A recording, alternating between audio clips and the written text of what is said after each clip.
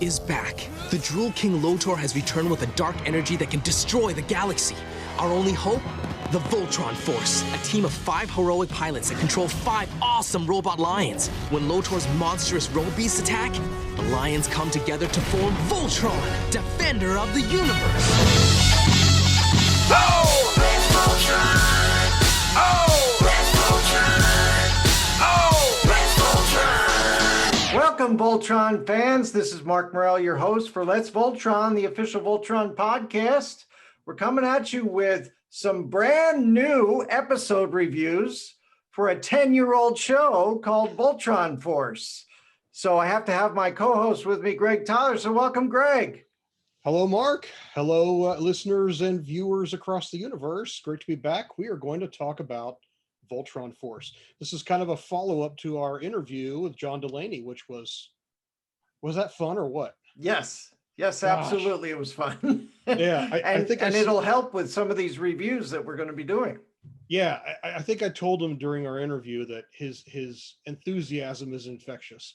And I already love Voltron Force, and to have someone who worked on it 10 years ago still be that excited about it and still be able to deep dive, into the show as much as he did was really, really fun. That's not a common thing. So that was really incredible. Thank you again, John, if you're out there for joining us last time. That's right. We want to thank John Delaney for joining us. And of course, we're going to be trying to have a lot more people that were involved with that show, gathering with us during 2021 so that we can put the full court press on this whole Voltron Force thing. You know what I mean? Yep. And give it the full 10th anniversary treatment, Yep. Sounds like a plan to me. Yeah. So we're going to start today with reviewing the first 3 episodes of Voltron Force, which came together as like a trilogy, similar to what Voltron Legendary Defender did. Right. And we also are noticing a little bit of similarity in that 3rd episode title for the 3rd episode of Voltron Legendary Defender, aren't we? Yes, Defenders of the Universe, which was that the 3rd episode of Voltron Legendary Defender as well? It the was. 3rd portion of the Rise? Yeah. The Rise Yes, of it Voltron? was. Okay, so the first part of the Rise of Voltron was the New Alliance. The 3rd was Defenders of the Universe. I'm drawing a blank about the 2nd part. The first one in this trilogy, trilogy part 1 is called New School Defenders. And then trilogy part 2 is called Defenders of Arus. And then trilogy part 3 is called Defenders of the Universe. Yeah, so maybe before we dive in, where were you in 2011 when Voltron Force came out? What was going on 10 years ago, Mark? So I was still here, in the same house, but I really didn't start watching it until after this opening happened. The whole I guess it was June 16th of 2011, kind of caught me by surprise, and it wasn't until I started seeing writings about it. And as soon as that happened, then I started catching up. So I think Karan. Okay. So that was the first one after the New Defenders trilogy. Yeah, I think that was the first one I caught, live on Nicktoons. So I had to go back and try to catch up on the rest of it. Of course, on Nicktoons when it came out, I think it was was it a Wednesday night, 8:00 or something like that? Oh gosh, I don't remember offhand. Isn't that sad? I think it was Wednesday at 8:00. And I remember also at the time when these things all started, that was when Jeremy was going on as one of the producers of the show on Twitter and live tweeting with people that watched the show. Right. Yeah. Yeah. So I was in a different house. So I had just gotten out of grad school. I went back to school to earn an MBA. And just graduated about 6 months before. My wife was very pregnant.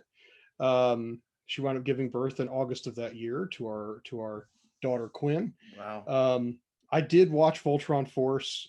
I think I missed about 3 episodes in first run, And one of them, of course, I'm sure was because we were in the hospital with Quinn being born. That's a good Um, excuse. yeah, we were in a different house, a smaller place, and I would sometimes watch Voltron Force. Uh, well, I didn't really watch it with her, but I would watch it somehow around the schedule. I don't remember if we had to record some of it or how that worked out, but I did watch the first episode when it first came out, and I was hooked Yeah. immediately. Yeah. It was so cool to see it in a totally different light, than the Yeah, original characters and everything, and knowing yeah, that it was a sort of like a sequel to the original series. yeah. So this is later on, and this is now what has happened, and we get our first taste of what happened in this first part one of the trilogy, New School Defenders. Yeah, I think one of the things that I liked so much about the show is that as much as I do like Voltron the Third Dimension, even at the time, it felt both helped and hindered by its technology. Hmm. The motion capture and the 3D technology of the time. Yeah.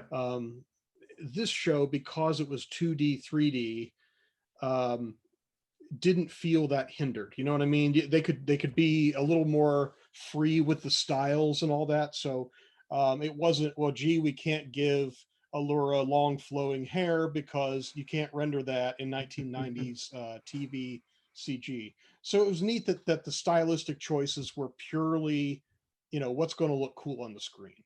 And I really did like the new take on the characters and the settings and the Lions and Voltron. Right. Right. So coming into that first show, then I was watching this with my son, Hmm. who when we first started watching it, who was 8. So Okay. so having an 8-year-old watching this with me and experiencing Voltron for his first time, Hmm. and then here I am watching the third version of Voltron coming out, Hmm. 4 if you include vehicle Voltron. Hmm. But it was just amazing to be able to share this with my son, and then also, being able to follow along with the producers on Twitter while we were watching it. So that was Hmm. that was pretty cool. But yeah, I did notice some things the first time I started watching it. It was just amazing. The robots, the lions and Voltron and the robeasts, and just basically some of the elements that were 3D and really looked really cool. I mean, you could see the reflection in some of the lions and in Voltron and everything, Hmm. and it was just crisp and clear and something I hadn't seen before. Yeah, it was really great. I still love. I mean, Voltron looks really great on the show, but I really love the look of the lions. Hmm. They to me are the standout elements in the show. They each one has the different look and personality that really shows through, and how they move and what the shapes of their heads and all that. It's just Yep. really cool. So we should point out that Voltron Force is available to watch for free and legally on YouTube, on the Voltron YouTube channel. Right. The episodes are edited, as I recall, this trilogy, they're edited as the individual episodes. And if you are interested in watching the new Defenders trilogy as it originally aired, the only place I know of off the top of my head where you can do that is the Australian Yep. Voltron Force DVDs. Now they're PAL rather than NTSC, so the pitch is a little higher on the audio, but it's there, and you can watch it just like we saw it on Nicktoons back in 2011. Plus, you'd have to have a player that wasn't just a Region 1 player. It'd have to be able to play all regions. Right, this is Region 4. Now it happens to play on my PC DVD player, the DVD drive. But yeah, so you'll have to make sure you have a multi-region player or something like that. Right. But there it Exactly. is. Yep. Yeah. So when I first started doing the reviews on Toon Barn, Hmm. I actually bought the subscription on back in the time it was iTunes. Okay. Now they call it Apple TV. Right. But iTunes, I bought the subscription for the season. So I was able to get, all of them. And I got to tell you, on a nice new computer screen, it really looks nice, crystal clear too, you know? Oh, I bet. So sometimes when we were watching it on Nicktoons, it wasn't as good, even on the bigger TVs, you know, Right. but wow, it really came through on a digital screen, you know what I mean? Yeah, I think they made it, well, it's certainly wider screen. It's not the 4:3 of Defender of the Universe of the Third Dimension. Right. And I think it was done at 720p. Yeah. So yeah, definitely higher res than what we got out of Defender of the Universe and the Third Dimension. So yeah, it looked sharp, and the colors on this show are so vibrant. They pop, Yes. and it's awesome. Yes. And that was one of the things that John Delaney had mentioned.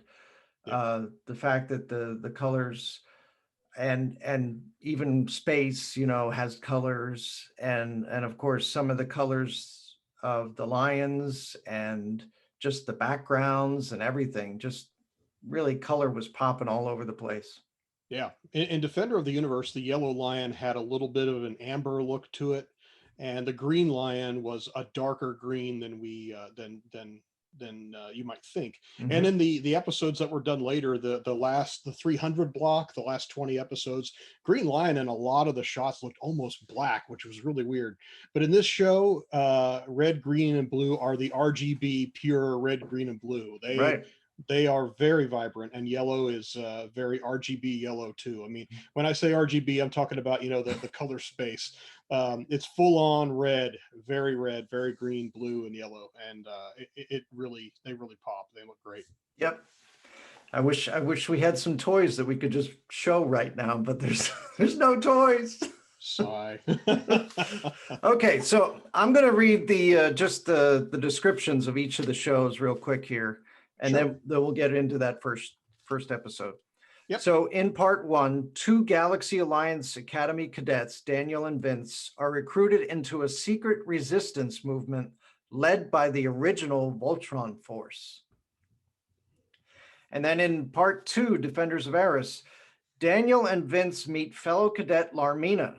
After the cadets are given their Voltcoms, they help the Voltron Force retrieve their robot lions so they can battle King Lotor's massive roe beast. Nice. And then in part 3, Defenders of the Universe, Voltron Force, reunited and faced with 2 powerful enemies, must combine to form Voltron. Is the team ready to take on the dual threat of King Lotor's roe beast and Sky Marshal Wade's war machine? Who wrote this? This was Todd Garfield doing the writing, and I think Todd and Jeremy Corey were story credited for this. Right, For all exactly. 3.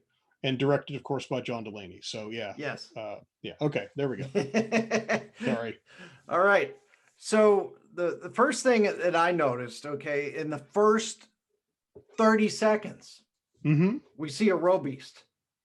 Yeah, they don't waste time. Yeah. And it's the original roe beast from the original series, the Battle Bat Beast. Yeah. So it's a 3D CGI version of that roe beast from the 3rd and 4th episodes, I think, of the Lion Force episodes of Defender of the Universe. Right. Yeah. So it's known for having those drill bits sticking out of its breasts, I guess you could say. so I'm going to say this is the first of 2 retro beasts. Yeah, that works. Retro beasts. I like that. So, and then within the first minute, the lions combined to form Voltron for the first time. Yeah, and as we've heard from past people who've worked on the show, like Bob Koppler and Jeremy Corey, they kind of had to form Voltron in every episode. Maybe not everyone, but certainly a lot of them. And this is the way of doing that in this episode. Right. So in the original series, we didn't see the forming of Voltron until what, the 4th or 5th? Something like 4th or 5th. Yeah. I don't remember exactly. 4th or 5th episode. In this one, we see it right away. Yeah. Right out of the gates. And we hear that music, you know, it's the new type of music, but it's still based on the old theme when Voltron is forming. Right. Right. Yep. So that was a bonus. Yeah, and the other thing that's interesting is that the formation sequence is a little different than normal. The stock sequence that we start seeing in episode 3, spoilers for our review here, Defenders of the Universe. There's a very specific stock sequence that I'm not going to bore people by talking through, but in this one they focus pretty much exclusively on a 360 fly around of the robot as the arms and legs attach one by one, and a portion of that shot is used in the normal stock sequence. Basically when they show the robot from the waist down and or the arms going on, and then the camera moves down and we cut away because the legs have already connected in the normal stock sequence. Right. But it is cool to see it here. And the way that we're seeing it is through the eyes of Daniel. Yes. And with much thanks to World Events Productions, we actually have access to the scripts to Voltron Force. And let's talk Daniel. First of all, in the script, it actually gives not only his last name, which you never actually hear in the episode, but his age at the time. And so the script refers to him as Daniel Lee, Lee, age 8. And we'll later learn his age in the present of the show. Right. But for now, he's 8. When you first hear his voice, you can tell they tried to make it sound younger.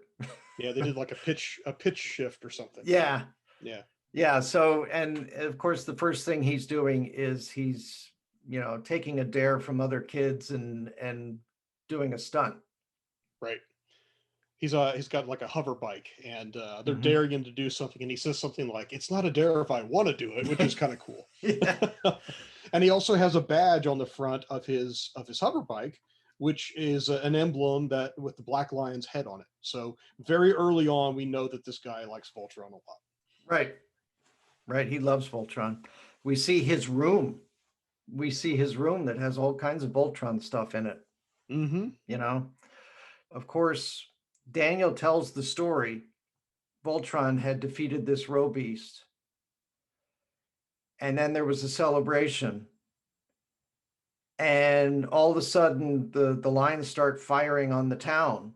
Right. But before that even happens, before the celebration, some months after, the script says months. Yeah. He says in dialogue, not long after, Voltron actually goes directly to Planet Doom and destroys Castle Doom and kills Lotor in the process. Right, exactly. So there you go. So now we have the celebration called the Galaxy Victory Celebration or something like that. Yeah.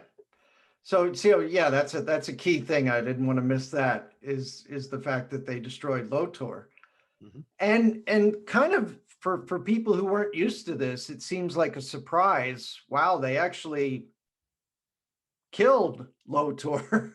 Yeah, is what it seems like, and they didn't hold back. Yeah, now it's done in a way where the damage is dealt off screen, but it's very clear that you see Lotor, he pulls up a sword, he's standing on some balcony or something out of the castle. You see Voltron with the blazing sword, and it's very clear a strike is made, and that's all you see. Right. And they just basically destroyed him and half the castle. Yeah. So after all of that, there's a celebration, and that's when the lions are firing on the town. And another surprise that you might think of, knowing how powerful Voltron is and everything, is a surprise to see all these troops coming in and then just using their guns to wrap around the lions and then hold them. Yeah. Doesn't take much, does it? What? Yeah, well, I mean, how is this possible? Yeah, it is kind of weird. And the lions are working on their own. So whatever it is that's causing the lions to do what they're doing, there's no pilot inside of any of them. The pilots are outside, standing, waving at the crowd. Exactly. So this was obviously something out of the ordinary. Right. And it probably meant that they were being controlled by somebody else. But how? By whom? Yes. So then, they sort of take them and decommission the lions. And, the Voltron Force is just working for the Galaxy Alliance now. Right. So, yeah. Yeah. And we'll find out pretty soon here, the backstory on what happened to the Voltron Force since that happened. Right. Okay. one of the things that happens obviously is we're in the future now, and Daniel is older, and Yeah, the script says he's 14, so 6 years have passed. and he's now in the Galaxy Alliance Academy program. Mhm. And we see him and Vince in a classroom together. And of course, Vince helps him right away by helping him answer a question. Yeah, it was, and it's kind of funny. Of course, this is 10 years later. We're looking back on this, but basically, Daniel is daydreaming. He's bored out of his mind because Mhm. he says after Voltron was lost, he had these dreams of piloting Black Lion, and now the only thing that makes him, that excites him is going fast. Yep. And so he joins the academy, and then he finds that he's bored by the tedium of all the classes. So he's daydreaming, and the professor catches him on it, asks him a question, and Vince, through a little handheld computer, sends him an answer, and Daniel uses it, and he seems really surprised later that Vince was smart enough to send him what is effectively a text message. So now all the way back then, young folks, there were texts. Yes. But I guess it was a bigger deal in 2011 than it is today. Yeah, so immediately upon that, Lance is introduced to the classroom, and he starts asking if there were any questions. And of course, Keith has to say, okay, Or Daniel. I'm sorry, not Keith. Daniel says, why aren't you out defending the universe as the Voltron Force? What happened? So go ahead, tell him what Lance says about all the members of the Voltron Force. Well, Lance says that he refers to the lion malfunction as the incident, and we should point out that the professor jumps on Daniel figuratively for even mentioning Voltron, because apparently Sky Marshal Wade has a no Voltron policy, Right. and which is kind of a red flag. But Lance Of course. just says, yeah, Lance says, I'll tell you what happened just this once. Mhm. After the incident, Allura returned to Arus to rule her people, Mhm. Princess Allura, and Lance and Pidge and Hunk are loyally serving the Galaxy Alliance. They've come back home pretty much, and Lance is a flight instructor. I think they said he's the youngest flight instructor they've ever had at the academy, and Pidge and Hunk are tech sergeants for the Galaxy Alliance. And Keith is apparently he disappeared, and no one knows where he is, and he seems to be a wanted fugitive, which is interesting. Yeah. Right. And they immediately start showing scenes of where Keith is. Yes. And what's very interesting is that the setting in the episode is never identified, but it's like a beach. And or so it seems to be. Or so it seems. But the script actually says that they're on the planet Drayden, which it's a resort planet. Yes. But in the episode itself, it's just what looks like a beach. And yeah, so Drayden we'll see a lot more of in a later episode. Yes. So, but the cool part is, okay, the first time we see him, we get to see the Voltcom for the first time. Mm-hmm. And what is a Voltcom, Mark? So we don't know yet because it's not explained yet. So why don't we talk about it when we learn about it? Maybe? Well, yeah, I was just going to say, but the cool part is that you see this thing and it just looks like a bracelet. Mm-hmm. And then all of a sudden it turns into the full Voltcom across the wrist and the forearm, right? Yeah, so it looks like a gauntlet that you wear on your right forearm. Right. But when it's in a stealth configuration, it does look like a bracelet. Yes. And what we see is it turns into a sword that looks like the same shape as Blazing Sword, doesn't it? Mm-hmm. Except it glows blue, so it's like an energy. I think they call it solid light in the 30th anniversary book, digital solid light projection or something like that. Yeah. But so we see Keith meeting with a character named Manset. Yes. And Manset is also voiced by Gary Chalk, who does Sky Marshal Wade. Yep. As we know from our our interview that we had with him at RetroCon. Remember that? Yeah, about 2.5 years ago, I think. Yeah.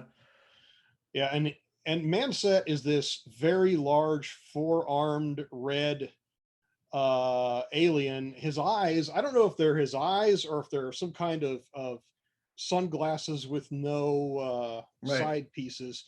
And he speaks with an alien Russian accent. Yeah. He's looking for information on the location of Wade's secret base. And of course, Wade's secret base is where they're hiding Black Lion. But we don't know that yet. Right. But so he's given this money to Manset, and Manset gives it back to him saying, well, there's people that are willing to pay more for your location. Right. So all of a sudden, some of the troops appear and have him surrounded. And here's the thing, Manset returns the money and he mentions that, and it's all there.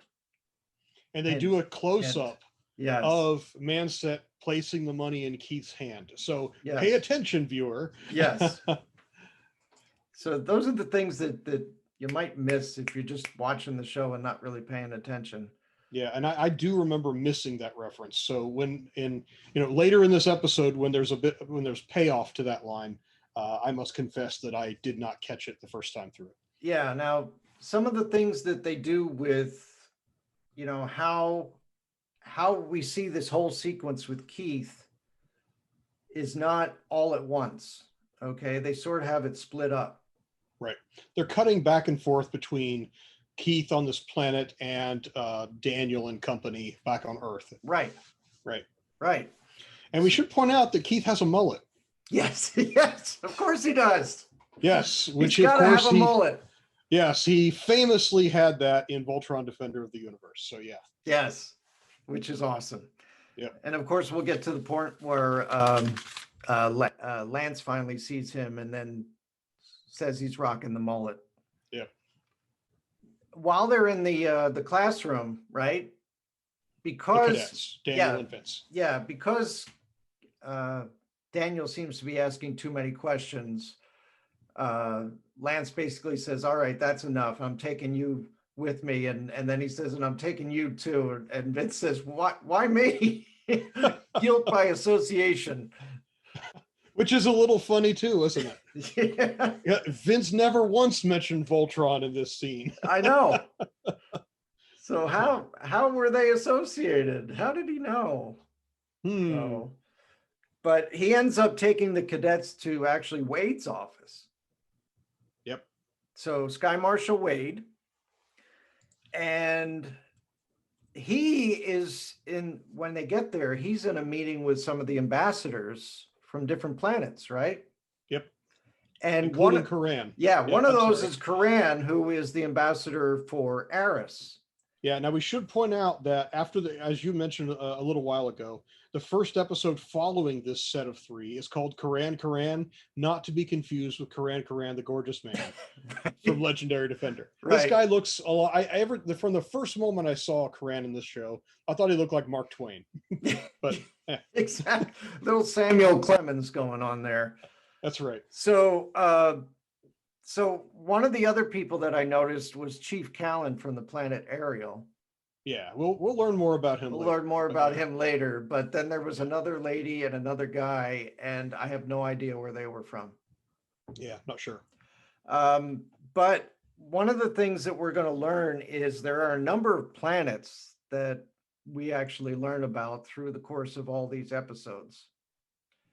Of course, we've already seen Earth. There's Arus. There's Ariel, there's Balto, there's Drayden, there's Ebb, there's Doom, there's Crydor, there's Poseidus, there's Darkor, there's Callum, and then there's the Tarvos moon of Saturn. You had a list, didn't you? I'm impressed.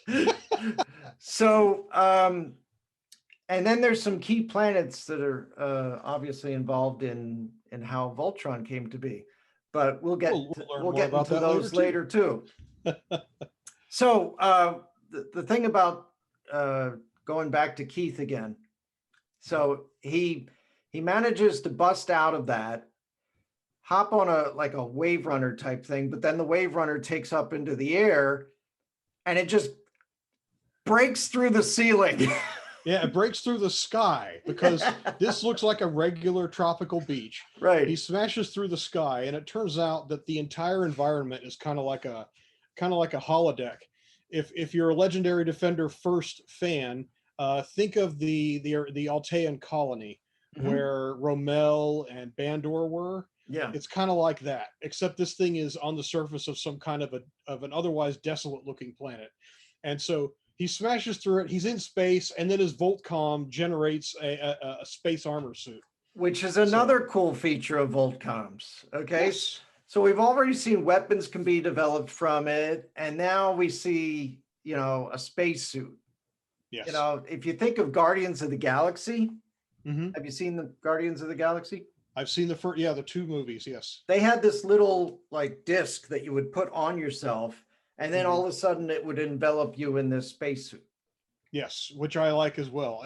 To contrast that, in the 1990s, the Lost in Space movie Yes. had, yeah, or the Batmobile armor from the Tim Burton movie where the shell just folds around in segments. Yeah. Yes. Or even the Stargate stuff where the armor comes around you. Yeah. So that was also cool. Mm-hmm. So, but eventually Keith gets into his own ship. That's where he's questioning about Manset. He thought that the Den had vetted him as being a friend. And he looks at the money, and then he finally sees that there's a ticket in the money with coordinates to Wade's secret base. Yep. And he remembers what Manset said. It's all there. So not only did he get the coordinates, he didn't have to pay for them. Right. He didn't have to. So, I mean, and this is actually a big deal because, he got what he wanted, and the nature, the way Manset was when he handed him the money, it's very clear he wanted Keith to succeed. If you think back. Yes. So, Manset saying, "Oh, I could get paid more to hand you over." If he thought for a moment that Keith was actually going to get captured, he wouldn't have risked his own self and basically framed himself by putting the coordinates in Keith's hands. Right. So Manset is a good guy after all. So Keith realizes that if he ever comes in contact with Manset again, he'll see him as a friend. Yep. Okay. Didn't even take the money at all. So yep. We're back in Wade's office, and of course, Lance introduces the cadets to Wade. And of course, Wade knows that they had violated the no Voltron rule, right? Right. So what is the punishment for a first offense for the no Voltron rule? The first offense is latrine duty for what? Well, term? He gave it to him for the first term and the second term. Right. And the second offense would be expulsion from the academy. Right. So, and Lance is okay with this too, we should point out. So if you love Lance, you might be wondering why in the world he's totally on board with this. Right. And why he delivered the cadets to Wade to begin with. If Lance was, So the whole thing that happens there's now they're cleaning the bathroom. Yep. And they should sit awfully close to those toilets, don't they? They're talking and Keith, or sorry, I did it too, just like you did. Yeah, Daniel. Daniel has a scrub brush and he's sitting right next to the bowl. Yeah. I mean, if this is a public bathroom. And of course, Vince seems to have a much better brush than Daniel has. Yeah, he talks about being a technician, and he somehow has seemingly turned his toilet brush into a motorized thing to be a lot more efficient and quick than the old-fashioned version. Right. They end up finishing up their work in the bathroom, and Daniel mentions to Vince how, one of the things that he doesn't like is they have to do the simulators. Yeah, the flight simulators. And then he realizes that the door is open. and they go in and they start fooling around with the simulators, and Vince says, but I thought you didn't like them. And he says, I only don't like them because they make us do it. But if we're doing it on our own in secret, then it's a little bit more fun. Right. So they start doing it. And so each of them is in a different simulator. Each of them is flying, what I believe they call a fractal fighter. Yes. Which is the Galaxy Alliance's main fighter craft. Right. They're actually mentioned later on. Or actually earlier on, the professor himself, that's the question that he asks Daniel when he's daydreaming. When they first started using fractal fighters in some kind of a battle. Yeah. Okay. So, yeah. So, but while they're on the simulators, all of a sudden, Lance shows up. And a third fractal fighter. In a third simulator, right? Right. Mm-hmm. And then he starts saying, well, if you guys, it seems like you're going to be expelled anyway, so why don't we have some fun? And then they actually see the simulators themselves actually leave the room. Yes, through a panel in the wall. It opens up, and all three of the simulator pods are independent flying things, and they fly through, and they're racing all around through a tunnel. Yeah, and then they come to a secret room at the end of the hallway, and they come to a complete stop with some parachutes. Yep, and they're underground. Yeah, and that's where Lance notices that Daniel's carrying a picture with the Voltron Force on it. Mm-hmm. So here's the thing. Hunk's face looks like it's surrounded by an apple. Right. Okay. Lance has horns and a goatee, sort of like the devil. Pidge has glasses over his glasses. Yes. Alora has a heart around her head. Oh. So you know how Daniel feels about her. Mm-hmm. And then Keith has a star around his head. So you know who Daniel's favorite is. Right. So that this also gets mentioned later on when Pidge gets to meet the cadets for the first time. Right. So Lance introduces the cadets to Pidge, he's basically this chamber. It looks to be underground, and there's a very large bank of computer equipment. And they call it the Den. Yes, the whole place is called the Den. Lion's Den. There may be a pattern here. Yeah. Right. And then he gets introduced to Hunk, who's using a welding torch and everything, but there's nothing to weld. Yeah.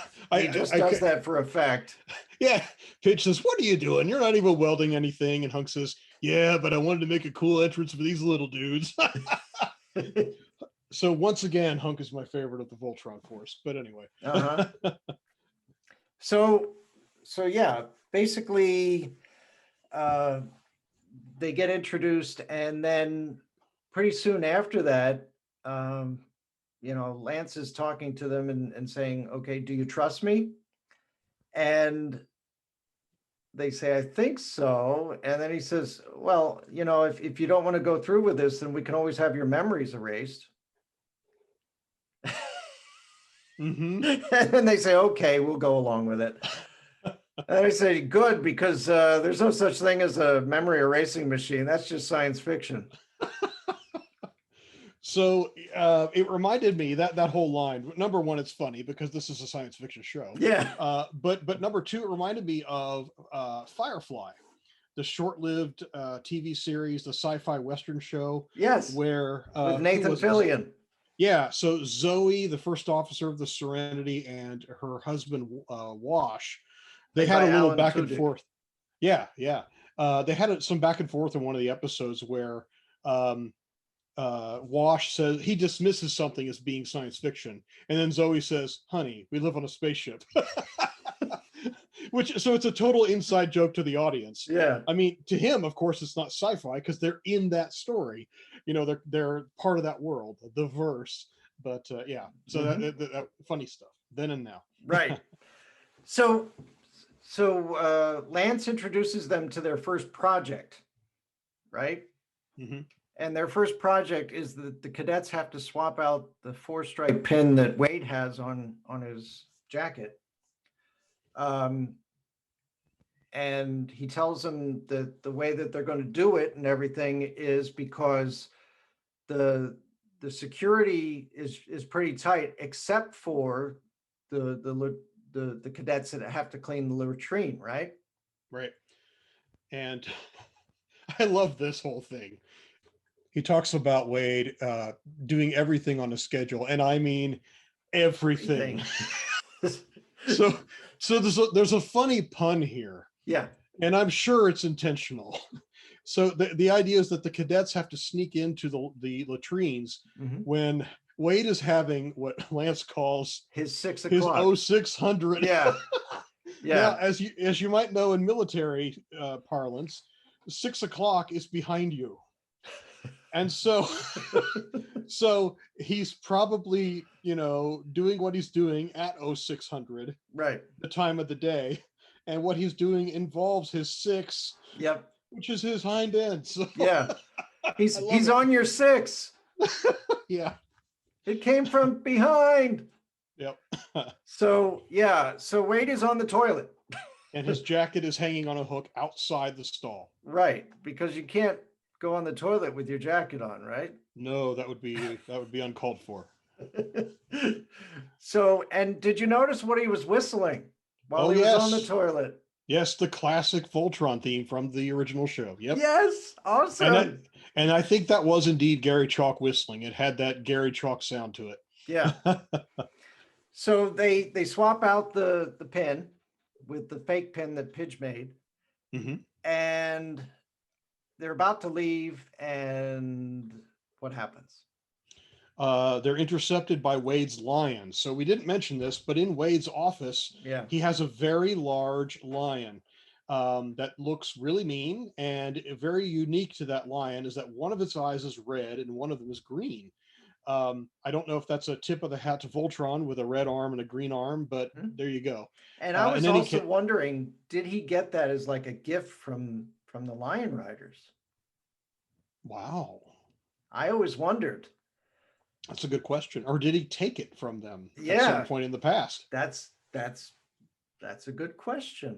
Yeah. So this lion sees what Daniel and Vince are doing, isn't too happy about it. Mm-hmm. They run and eventually get away.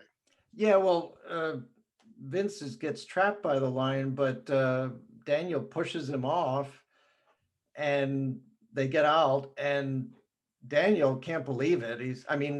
Vince can't believe Daniel was that brave, and impulsive, but Daniel just says, sometimes I just act like that. I don't even think about it.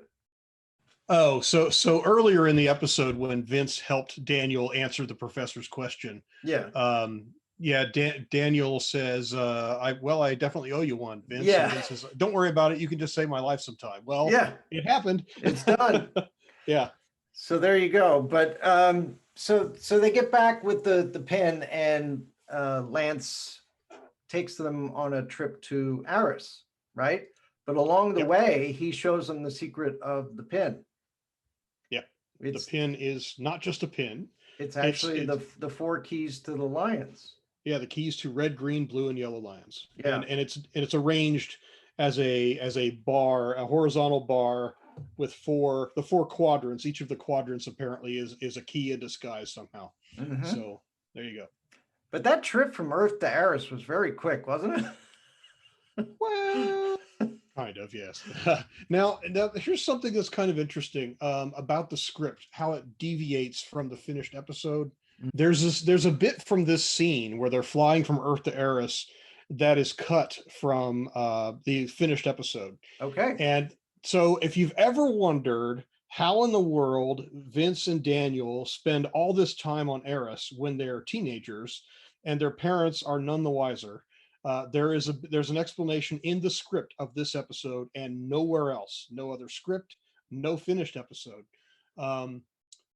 Vince says, "This is all happening so fast." Daniel says, "I often find fast is the best way." Mhm. Vince says, "But what about our families?" And then Lance joins in the conversation and says, "Don't worry, your parents were happy to be informed that your stellar grades have gotten you into an interplanetary exchange program." And he says that right before he tells them that the pin was the lion keys. So that would be part of deleted scenes. Yeah, I don't know if they ever actually animated it. I noticed a lot of deviations in the scripts from the finished episodes, mostly omissions. The third episode actually has a lot of additional dialogue that's been subbed in for the stuff that got taken out. So it seems that the scripts that we have are not necessarily the final drafts. Mhm. So anyway, So they take the trip from Earth to Arus. The first time we see Alora is when they land, and she's in a blue and white dress with blue shoes. And like John had said, that they made a decision to make her completely different than the original Alora, and there was no pink. yeah, and we should also tip the hat to Voltron: The Third Dimension. They did the same thing. Yeah. Yeah, although when they the very few times they showed her in a dress, it was a pink dress, but her uniform was the color of her line, blue. Okay. So during this time, Keith is he's made his way into the moon base, and he's looking for Black Lion. Yes, And he also has one of the space mice with him. yes, and this space mouse is quite different than the ones that we saw in the original show. How so? These are robot space mice. Yeah, These which aren't real mice. yeah, this might be a tip of the hat to what the Devils do. Yes. Yeah, Yeah. So that would be Dan Jolly's stuff. yeah, the Devils do publishing Voltron comic book had cybernetic space mice too. Mm-hmm. So we see him do a bunch of moves like a Mission Impossible type thing where he's trying to go through these lasers. Yes, I love the bit where the mouse trips them. Because he gets through most of them, and then the mouse drops through and actually trips the wires. Yeah. Yeah, and that's actually different than the script. In the script, the mouse is scared out of its mind. There's no mention that it's a mechanical mouse, and it's frightened. It's hanging on for dear life, and I don't remember if it falls, if it loses its grip on Keith, Mm-hmm. or if it jumps because it's afraid, but it trips it by accident, and it's different. I mean, it's afraid, but in this case, the mouse is just like, yeah. And So, yeah. and you hear a heavy sigh from Keith because he just went through all that and he tripped it anyway. Yeah. So, but he eventually finds Black Lion and he's able to fly it out of there. Yes, and there is a unique capability of the Voltcom. Again, we see that he can generate two swords with the Voltcom. I don't remember if they did that in the earlier scene on Draven. No, or not, there but was only the one, but Yeah. we also see the two swords later on as well. right. One of the other So he episodes. Yeah, so he's got dual swords, and he also is able to disguise himself as a Galaxy Alliance guard. So the Voltcom changes the appearance of his space armor to look like a Galaxy Alliance guard. Exactly. Kind of Another feature of the Voltcom where he was able to scan the other uniforms and then Mhm. make that uniform himself. So yeah, and so you mentioned that he finds the Black Lion and reactivates it. So he's got the Black Lion key. Apparently, he's had it all this time. Mm-hmm. And he breaks out of the base. And the last bit where the lion breaks free and then runs on the surface of Tarvos before it takes off, I love the music, the build up, the visuals, and the lion runs straight at the camera, and then they cut to black. Yep. Which is awesome. Kind of uneventful ending, but if you take it as a whole trilogy, not so much. Right. Yep. So the cadets, Vince and Daniel, are now on Arus with Lance, and Keith's got the Black Lion, and the Voltron Force on Arus now has the keys to the other four lions. Right. So in the beginning of the second episode, we start with the Drools, actually. And we haven't seen them at all since Daniel's flashback of Voltron defeating Lotor. Right. So the Drools are in a part of space that looks like Hagar's face. They call it the Hagarium Quasar. And Commander Kala, who we see for the first time, she's leading these troops and they're trying to get a sample. And it seems like the captain's ship ends up getting caught up in this, I don't know what it is. Yeah, there's some kind of a space phenomenon. Yeah. I can't really call it a black hole, but Right. yeah. Sort of gets swallowed up by it.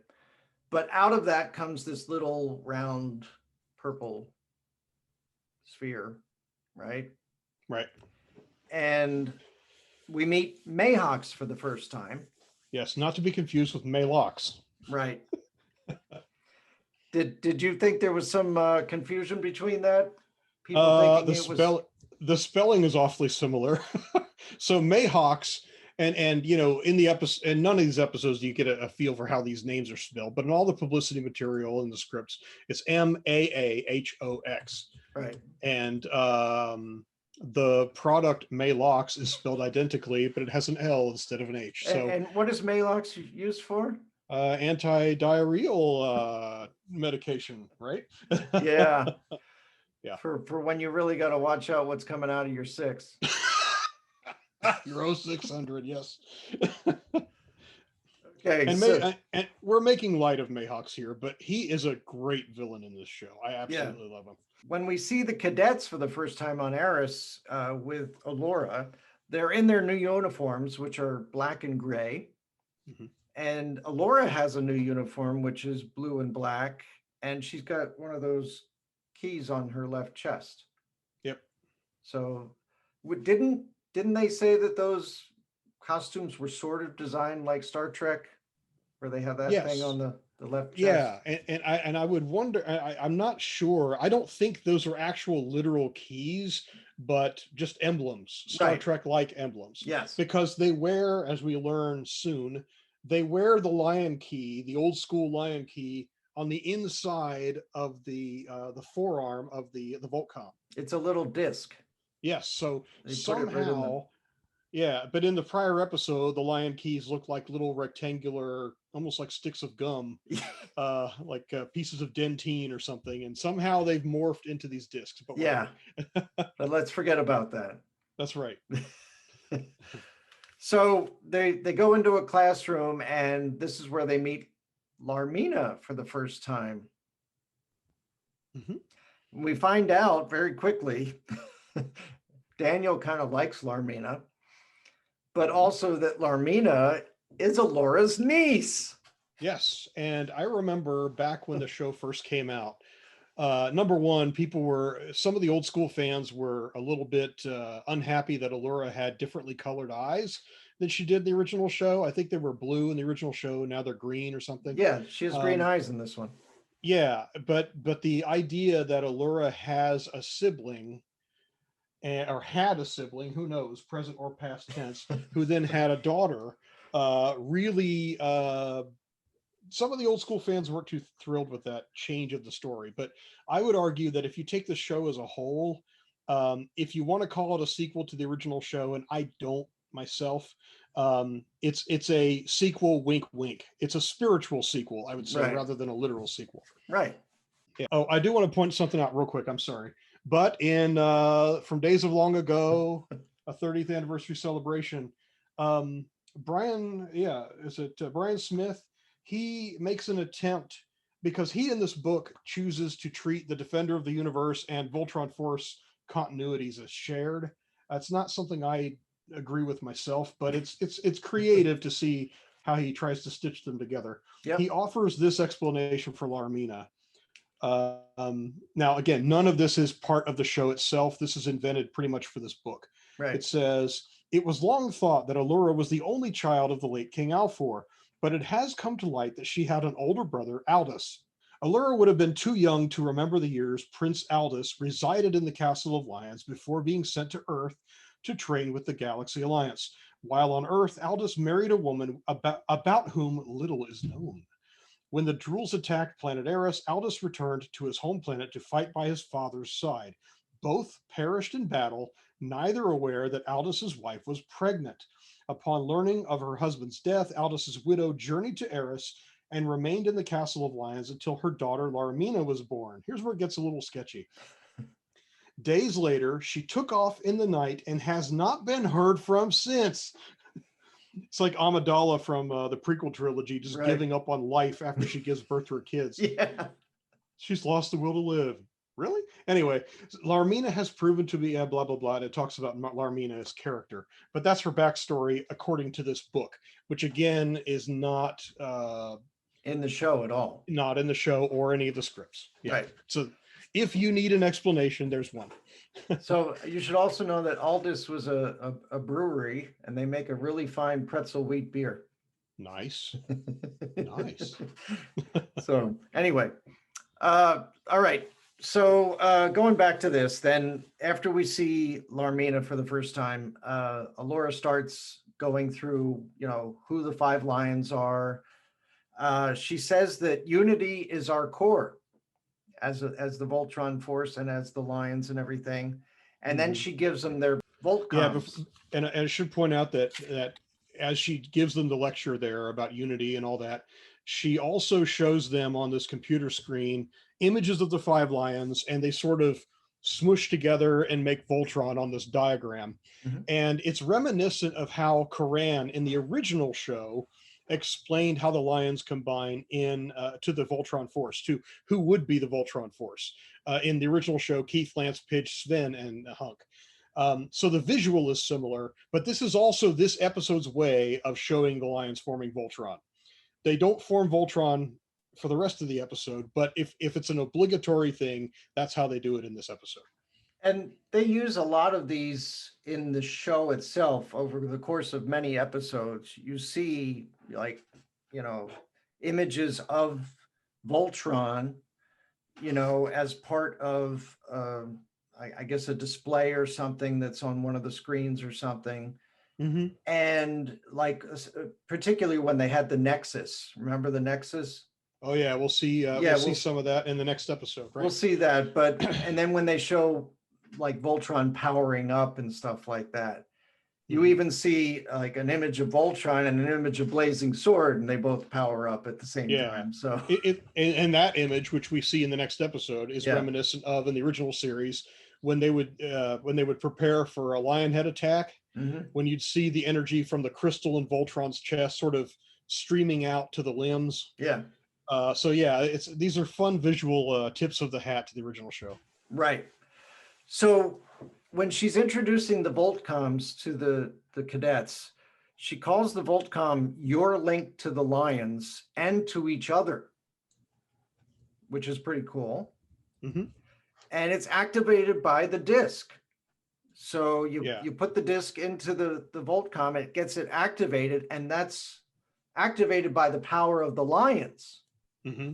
So how they harness the power of the lions in these little discs, I have no idea. Yeah, I mean, it's lion power, right? Right. And you have to remember that. So I kind of think of it as a spark. So, she puts the key in the Voltcom and that sparks it. But they talk later about how the Voltcoms have to be charged every day, and there's a charging station in the control room. Yeah. So unless they're charging the Voltcoms with lion power every day, maybe the power of the lions simply activates them, kind of like you buy a new cell phone and you do whatever you do to make it work and have all your settings on it. Right. Well, we find out later, with Black Lion, that it can go vice versa, right? So if the lions are able to charge the Voltcoms, then the Voltcoms would in turn be able to charge the lions, right? Right. Yeah, for a little while, yes. Because Voltcoms are a lot smaller than lions. Yeah. The batteries are small. They wouldn't last very long. No. So generic forms of the Energizer. So basically, another thing that we see is basically all the things in the classroom are holograms, right? Yeah. So just like the weapons that are created by the Voltcoms are, I'm using air quotes, solid, but they're projections of energy as well. Yeah. The desks, and we'll later see in the control room that most of the consoles in the castle control room are solid holograms too. Sort of speaks back to the holodeck concept from Star Trek: The Next Generation. Yeah. But and these glow and have this bluish lion energy thing going. Right.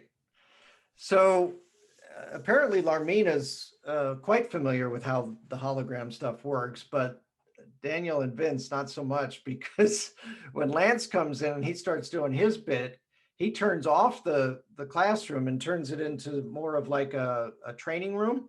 Mm-hmm. And as soon as the chairs disappear, Daniel and Vince fall. Yeah. Larmina just stands up. Then we kind of go back and forth with Keith here again, right? Mm-hmm. At this point, we see Keith on his return with the lion. His weapon systems are down and the power is almost drained. So he's trying to work this out with Pidge. How am I going to, do this? And apparently Wade had installed a tracking device on Black Lion. Right. And Keith is asking Pidge to try to disable it. And then, of course, those fractals have the target in sight.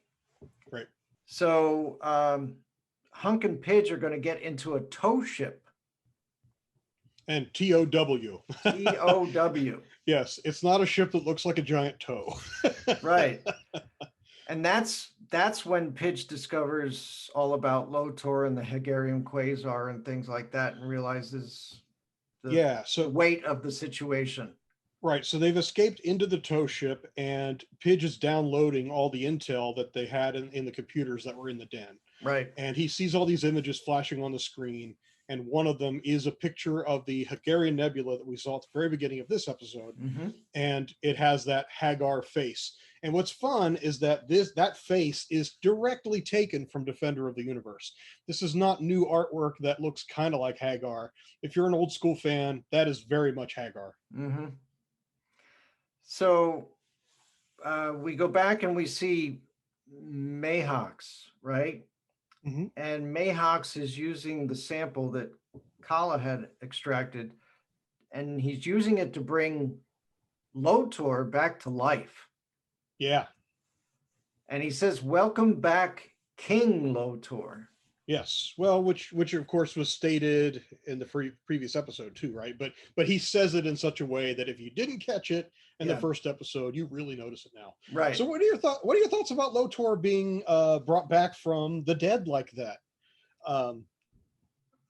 It makes me think of the what do they call that? The Lazarus Pit in Batman.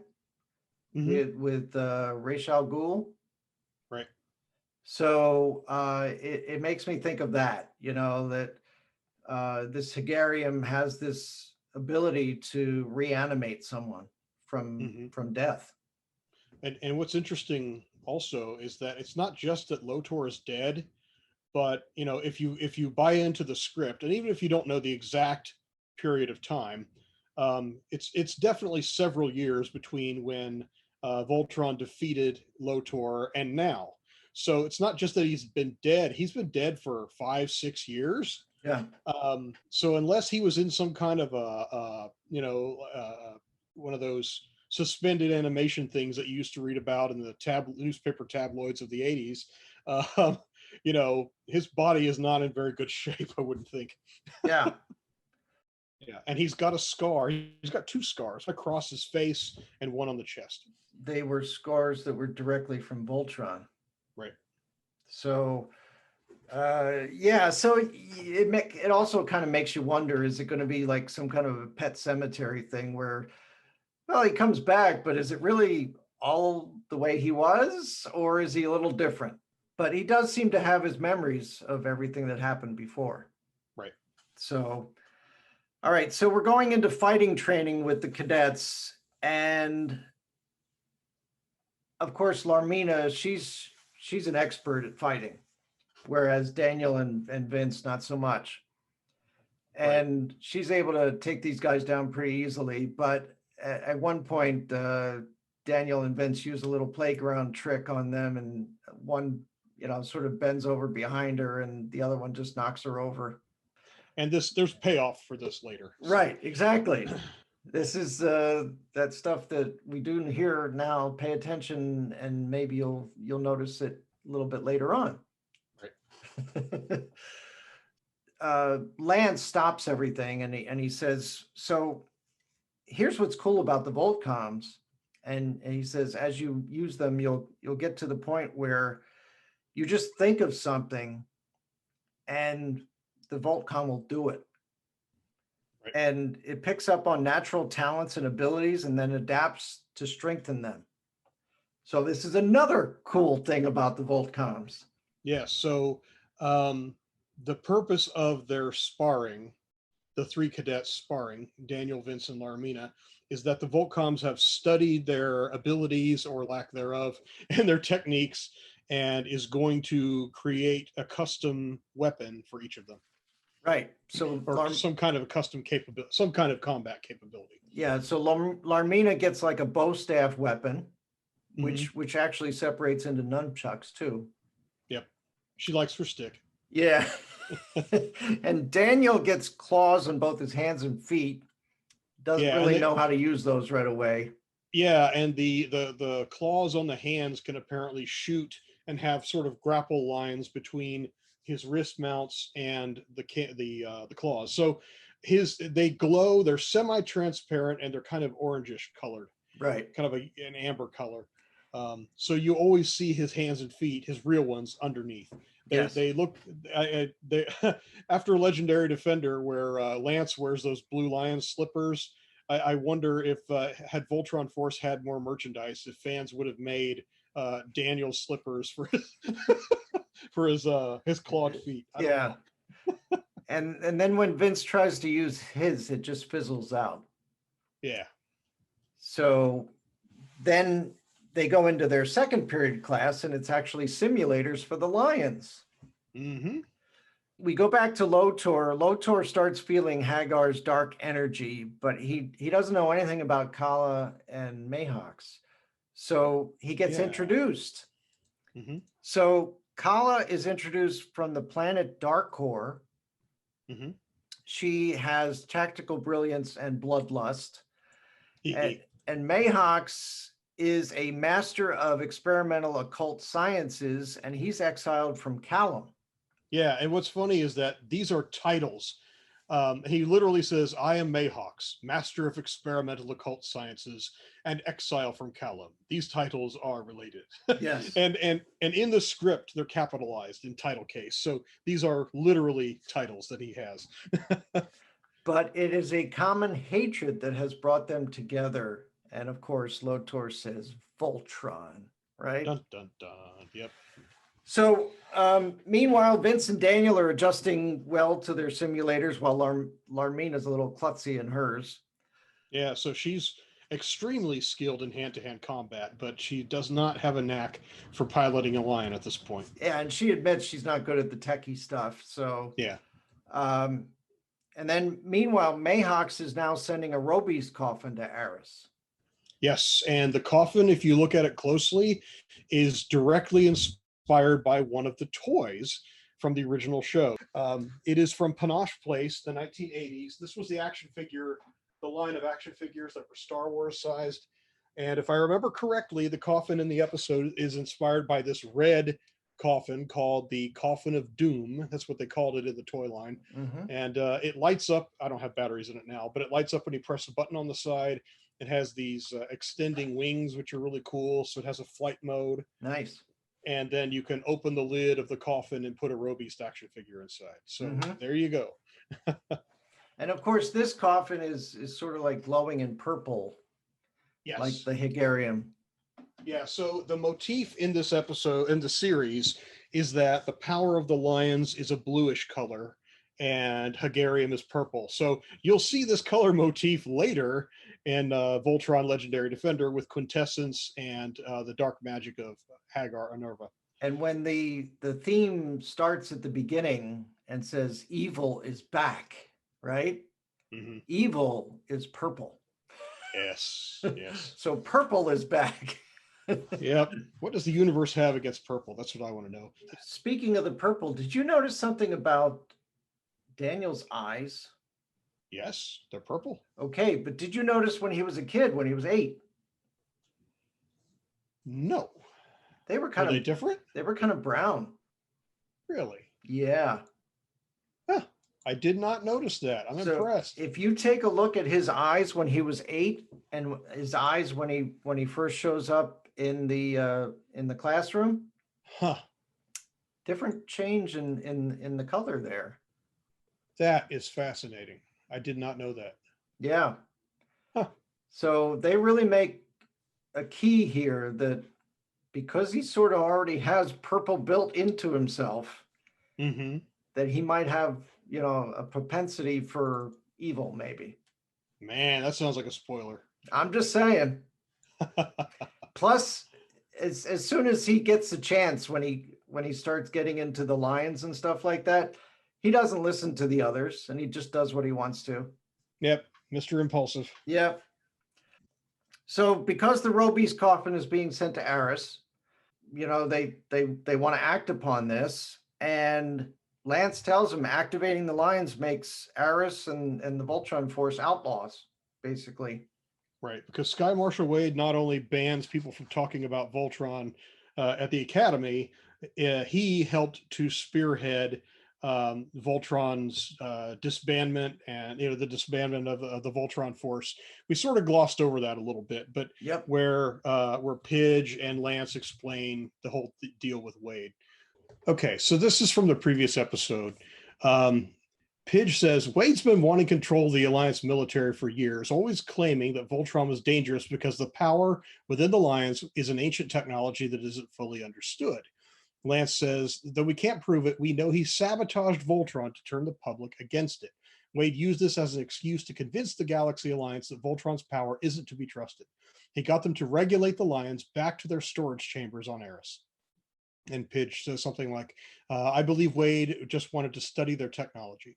And there you go. So there's something we neglected to mention in the previous episode. Right. So where did Wade get all of his knowledge about Voltron? That's what I want to know. Well, funny that you mentioned that. There is a cut part in the script which touches on this. This is when they're in the den. So this is another part that's been cut from the script and is not in the finished episode. After Pidge says, he believed Wade wanted to study their technology, Lance says, well, I think he has it out for the Lions because they rejected him. Well, yeah, we find out about that later. Well, we will. Yeah. But the groundwork was laid in the script of of the very first episode. Mm-hmm. And Daniel says, rejected him. Lance says, you'll learn about that in due time. And so will the audience. Yep. But in the episode, the script of the first episode, they drop a hint. So anyway. Okay. So at that point, both Lance and Allura pick up their discs and put it in their Voltcoms. Lance runs to the red 2 door and Allura runs to the blue 4 door. Yeah, so the fun thing is that these hatches are lion colored. They are, unlike the original show, the hatches are on the periphery of the control room. Mm-hmm. Whereas in the original show, the control panel, the dais, the console in the middle of the room would raise up, and the hatches, or they were open hatches to the tunnels leading down to the lions. They were underneath that column in the center of the room. But here they're around the periphery, which is pretty cool. Now, we don't get to see Lance and Allura do the zip line thing. No. We just see red lion comes out of a lava-filled volcano and blue comes out of a lake. Yep. A little bit later on, we're going to see Daniel. We're going to see Daniel, but we'll get to that. Yeah. But we go back to Keith, and he's still trying to get that tracking beacon knocked out. Mm-hmm. Pidge does find where it is on the ship, but Keith doesn't have the ability to just jump back there and get rid of it. Yeah, but the mouse does. But the space mouse does. So the space mouse knocks out the tracking beacon by eating it. When the fractals notify Wade that they lost the signal, they also tell him that red and blue lion were activated on Arus. And Wade says, how? And then he looks at his pin and he sees it's a fake. Yes. So at that point, Black Lion loses power and Pidge and Hunk have to tow him. Yep. So we go back to Arus and we see the Robies for the first time.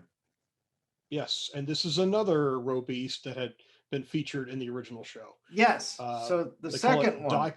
They call it Diclops. Diclops, in the book, that 30th anniversary book. Yes. Klops. And this was featured in the 5th Lion Force episode of The Defender of the Universe. That was the one where the castle is attacked, and then eventually we see the new castle underneath, right? Yes, in the original show, that's right. Yeah. Okay. So the Robies throws them around a little bit, and then the cadets say they need to do something because Allura and Lance are not looking good. So Daniel grabs a disc and he goes through the 5 door and he holds on to the zip line. Mm-hmm. And we see it drops him into a capsule and it rolls him down to the Yellow Lion.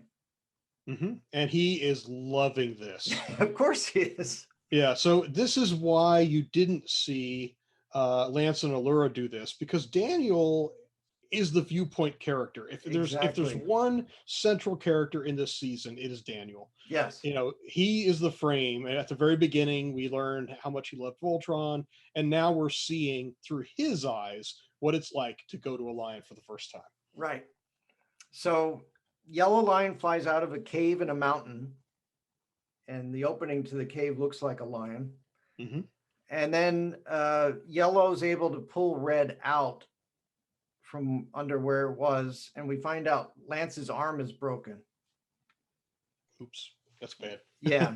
Well, of course, we see Daniel try to use some of the weapons he just starts pushing buttons and stuff, and he doesn't know what he's doing, but he knows he can still fly the thing, so he's able to get Red Lion out of there. Mm-hmm.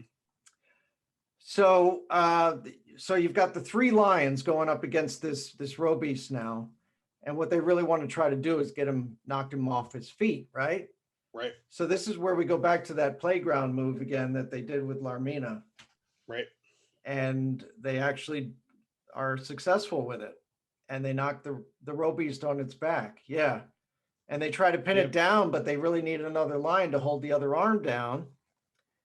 And so we find Green Lion show up with Vince and Larmina in Green Lion.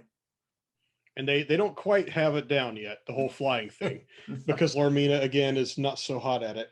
It reminds me a little bit of, there was an episode in the original series where Karan and Nanny took the Blue Lion out. They forbade Allura from flying in the lion in one of the episodes. And so they're trying to fly it and doing a horrible job. Yeah. And this reminds me of that a little bit. So, they've managed to get all 4 lions holding the thing down. Meanwhile, out in space, Black Lion runs out of power, and they try to boost him up by, contacting the Voltron to the lion and getting that burst of energy back into the lion, which works for a little bit. Yeah. And he's almost at the atmosphere of Arus where it'll pull him in, and he's not quite there, and he runs out of power again. And then Hunk says, I'll just do this, and he gets the tow ship to give him a boost from the back. Yeah, so it basically rams the back end of Black Lion. But in order for that to happen, they have to leave the ship. And what we see is the Robeast is able to kick off all the other 4 lions, and he stands up again. But as soon as Black Lion comes through the atmosphere, he can't stop, and he crashes towards the ground. But as he's crashing towards the ground, he ends up decapitating the Robeast. I love this battle scene. It's one of the rare times, just like in the original show, there were rare moments when the lions actually defeated a Robeast without forming Voltron. Exactly. It happens here, and it happens in such a funny way. Just the way the Robeast gets up, it looks like it's going to roar or something, and bam, the head just comes off. Yeah. So Keith ends up coming out of Black Lion, and that's where Lance sees he's still rocking the mullet. And Allura says, we'll have to do something about that. I guess she doesn't like the mullet, huh? I guess they're out of. I guess they're not fashionable even on Arus. So then we see on Doom that Lotor was upset about the Robeast losing, but then Kala says it was part of the plan, a relic from your days. So there's showing that was a Robeast from the original series. And she said it was a minor challenge to bring Voltron back out into the open. So Mayhawks shows him that there's a Robeast built from nature that are better, but they lack reason. So he ends up combining Kala and the spider together. And we'll find out later that they're probably going to form the next Robeast. Yeah, I do not remember the name of the voice actress who played Kala. It's but Tabitha St. Germain. That's it. Thank you.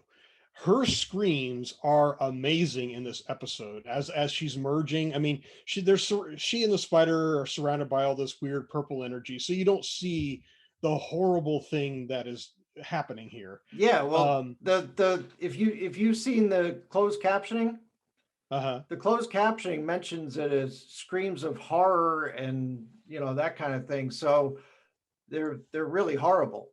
Yeah, they really are. I mean, for a show that some people think is only for young kids, which I would debate, the scream here is really, really, really something. Yeah. And that's the end. Yeah, that's the end. All right. Yeah, Mayhawk says, "You'll love what I've done with you," talking to Akala, who cannot hear her right now. Yeah. Hear him now. And then Lotor says, "Yes, and so will the Voltron Force." Yes. Bam, over. Okay, so if you're still watching this as a trilogy, then it's still moving from scene to scene, but it's still a good ending to the episode right there. Right. Yep. So in the third episode, we see Wade talking to the Galaxy Alliance Council. So he reminds them that they were the ones that voted to decommission the Lions. And he moves that they arrest the Voltron Force and destroy the Lions. Karan protests, and he says that since the Robeast attack on Arus, Voltron is needed now more than ever. Mm-hmm. I kind of wish he had said, Voltron was needed once more. Oh, well. But we switch over to Doom, and then we see Mayhawks showing Lotor thousands of soldiers that will only follow Lotor into battle now. They wouldn't follow Kala, they'd follow him. Mm-hmm. So then Wade is showing the council his expensive new defense system that the council funded, by the way. And they're the Wade bots, basically. Yeah. Yeah, they're called Wade droids in the episode The Hunkyard, but yeah, throughout the scripts, they're Wade droids, Wade bots, Wade robots, right? Whatever. Yeah, they don't actually have Wade in them, but in each of them is Wade's face. Yeah, he sort of controls it from a distance. Yeah, and so in his office, it's seen in the background of the previous episode, but in his office, there's this booth. It reminds me of the Borg regeneration booths in Star Trek The Next Generation on their ship, where they stand there in an alcove. Well, he's in this little booth, and he's got these cables on his hands and all that. So he's controlling the Wade droids somehow with that device. And we'll see him control something else with that device later. Yeah, in this episode. Yes. So I like how they did the screens sort of lining up between what was going on Doom, and what was going on with Wade. Yep. This lines up pretty perfectly. So you see the two threats to Voltron. You see Wade and you see Lotor. And then you both see them saying Voltron's destruction at the same time. Yeah, it's really clever, that moving back and forth, right? Yeah. Oh, I forgot to mention in the script, the gizmo, the device, the booth, whatever that Wade uses to control the various machines of war, it's called an RSU, for Remote Simulator Unit. So it's never called anything in the show, but in the script, that's it. Okay. So then we're back on Arus, and we see Keith and Lance are starting to fight, and Alora reminding them that they're stronger as a team. So we see Vince finding a passage to the catacombs, and he finds King Alfor's tomb. But then before anything can happen, Larmina scares them and they end up leaving that area. So that was just a little tease of what will come later. Right. In the series. But then we see the Wade bots are infiltrating the castle. How they got in, I don't know. What happened to the castle defenses? If Wade is able to be informed by his soldiers that the blue and red lions had been reactivated, they'd been locked down for several years. Mm-hmm. So if there were some kind of remote devices that could track the status of the lions, there's probably some kind of surveillance system in the castle, some way to infiltrate as of now. I'm sure they'll lock it down later off screen, but here it is for now. So they're about ready to fight him, but he shows them that he's got Karan held hostage. And they immediately drop their weapons and he takes them away. He asks where Pigeon Hunk is. They won't tell him. So he basically locks them up. So Pigeon Hunk are actually in the hangar with Black Lion. And the cadets tell them about the Wade bots dropping in and that they have the other three. And basically Wade wants all 5 lions, their pilots, and the keys.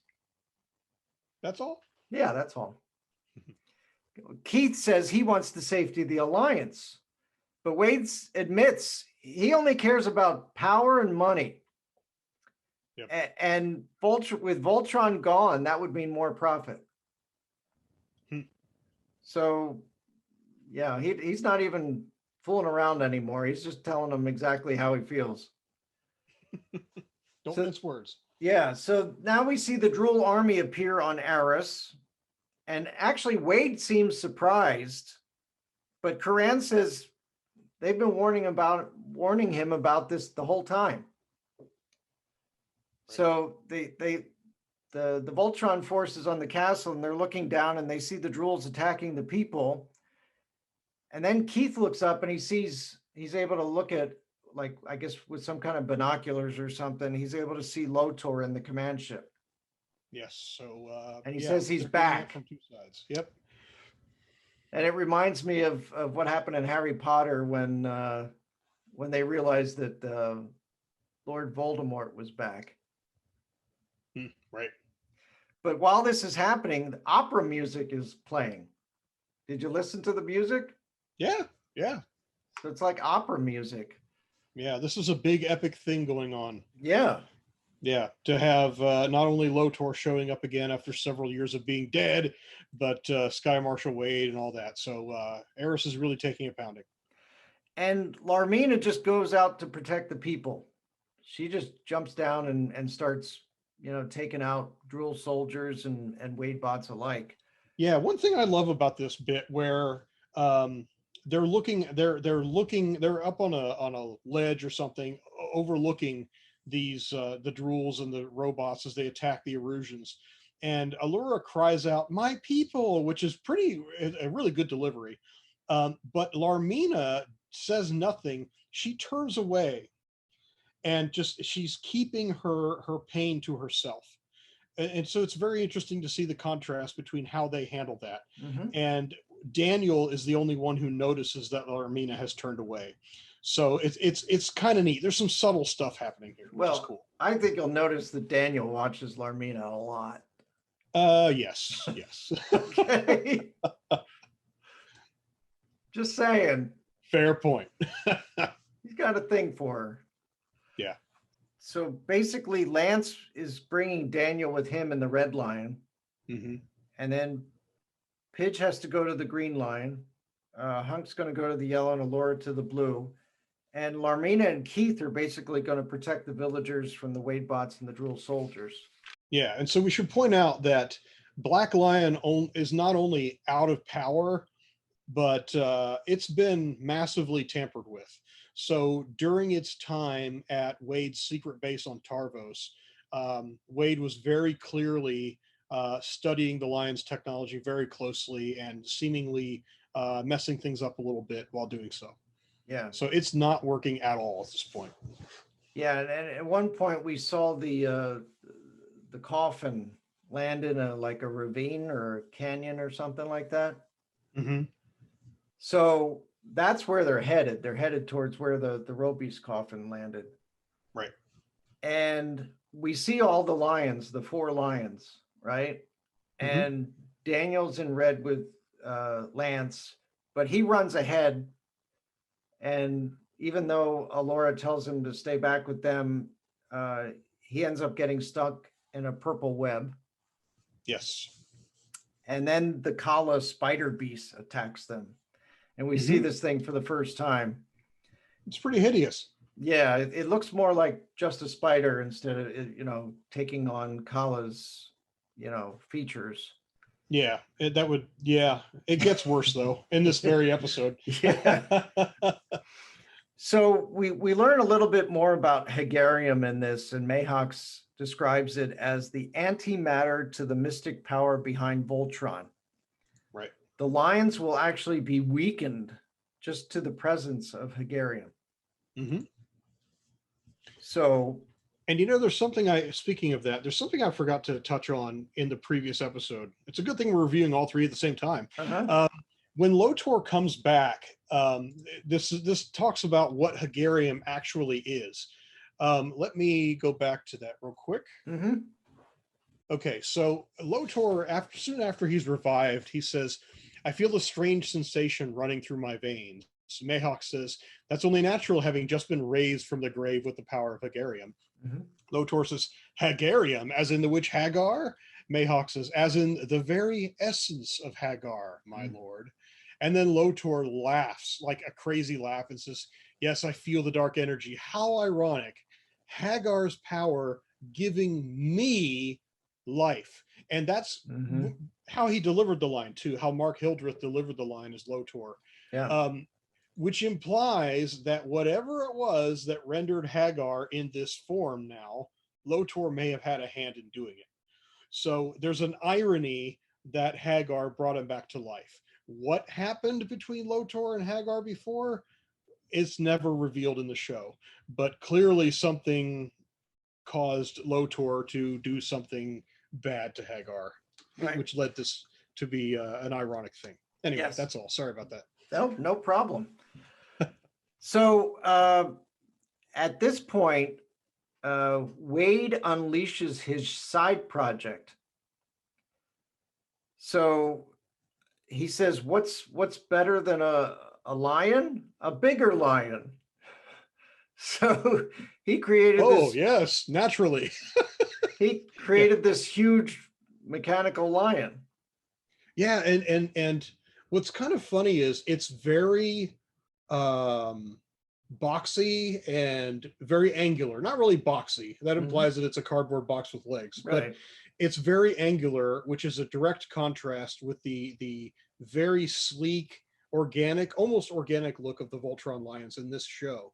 And if you look at it now from the perspective of having watched Voltron Legendary Defender, the Wade lion in this episode reminds me a little bit of the black lion from Voltron Legendary Defender, which is kind of interesting. Interesting. Yeah. Okay. That's all. It's just, I always thought that the lions in Legendary Defender have a more angular look compared to the ones from Voltron Force. That's all. Right. So before the Wade lion had shown up, the spider, the Kala spider beast had been, knocking around the lions pretty good. Mm-hmm. And when Lotor sees the bigger lion comes in, then he's watching while the Voltron lions and Wade's lion are fighting each other, and he thinks this is awesome. I was going to say one fun design feature of Wade's lion is that it has a crest on its chest, which has Wade's lion-themed logo on it. Oh, which you'll see in his office. It's like yeah. a gold-colored logo. I was going to say, speaking of his office, okay.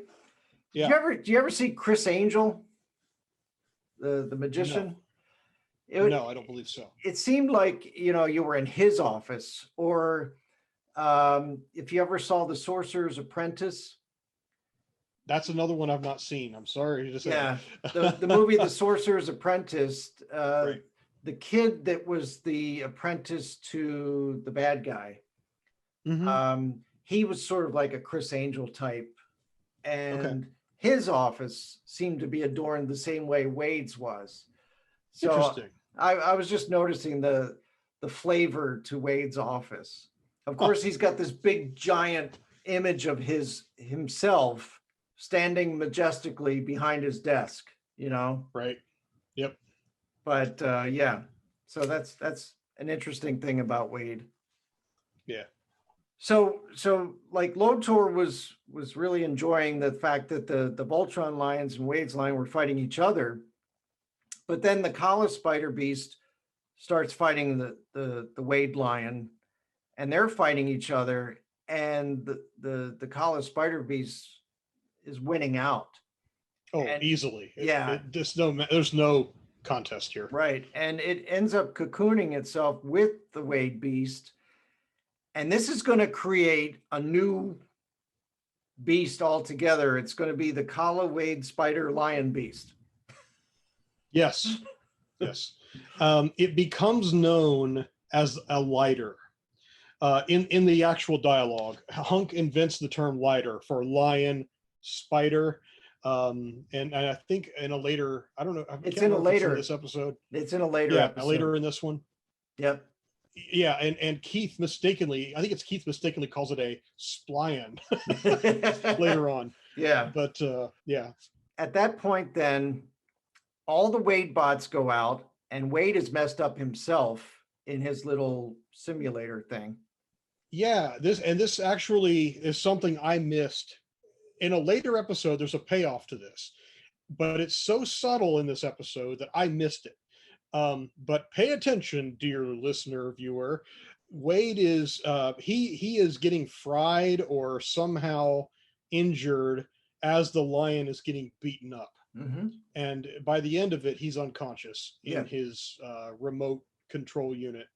And but they focus on his face for a short while as all this is happening, and there's a reason for that. But the payoff won't be for many episodes. Right. But the thing is this gives Karan the chance to escape. Right. And as he's leaving, you will see a little flicker in Wade's fingers, which means you realize he's still okay. Yep. So, but with all these Wade bots and everything going out, then Vince is able to call the pilots and say, "Look, Black Lion's working again." Yeah, and how did he get it working again? Because he started messing with it and tinkering with it to see what was wrong with him, and then all of a sudden that thing just spazzes inside of his eyes and everything, and he has this connection, and he's able to power up Black Lion. Yes, just by being nearby. He's not actively trying to do anything. Nope. But there is something special about Vince, and this is the first time that we see it. Yes. Yes.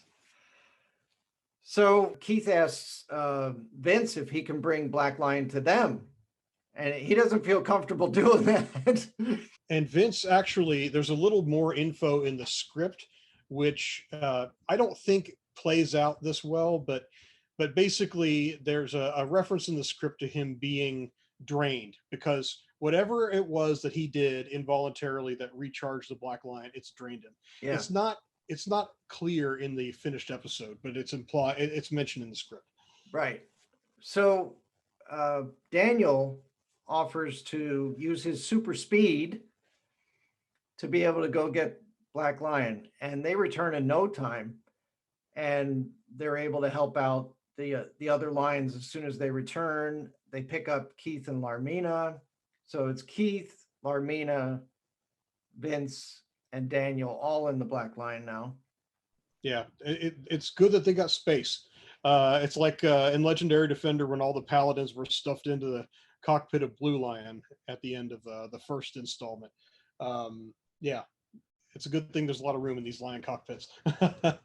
So as soon as all the lions get together, then of course they're able to form Voltron. So we see Keith go into activate interlocks, dinotherms connected, infracells up, mega thrusters are go, and they all 8 of them at the same time say, "Let's go Voltron Force." Yes, and this is the very first time we see the stock formation sequence that the show will pretty much adopt for most of the rest of the show, with little subtle changes here and there. Yep. It's awesome. So they're using the new show music, which is inspired by the original music. That will change about midway through, but that's what we have now. It's great music on its own. Right. And the visuals are very nice nods to the original series. Yep. You know, I mean, now the control gizmos inside of Black Lion's cockpit are very different than the original show, but the actual the streaking light background as the lions are doing their things, and you see the individual lions changing in different ways, very, very reminiscent of the original show. Yep. Keith does the typical form feet and legs, form arms and body, but before he says, "And I'll form the head," Daniel cuts in because that's his dream, to fly the Black Lion. Keith initially looks at him like, "Are you crazy?" And then finally just kind of nods, and then Daniel pulls the lever, Voltron forms the head, and then they form the sword. Like you said before, we're experiencing this from Daniel's point of view.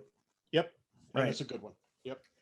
So not being able to form Blazing Sword because of the Hegarium, Black Lion wasn't necessarily as affected as the other lions, as Pitch points out.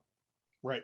And who knows why? Yeah, they don't know why right now, but we think it has to do with Vince. So the spider beast tries to cocoon Voltron at this point. And then while that's happening, Vince sort of connects in with Voltron, and it happens again. And you see that screen where it shows an image of Voltron and Blazing Sword both powering up at the same time. Yes. And then they're able to form Blazing Sword while they're in the cocoon. So the audience is just seeing the purple Hegarium cocoon with Voltron and the spider inside. You hear Keith say, "Form Blazing Sword," and the blade pierces the top of the cocoon. The lighter roe beast is on the tip of the sword.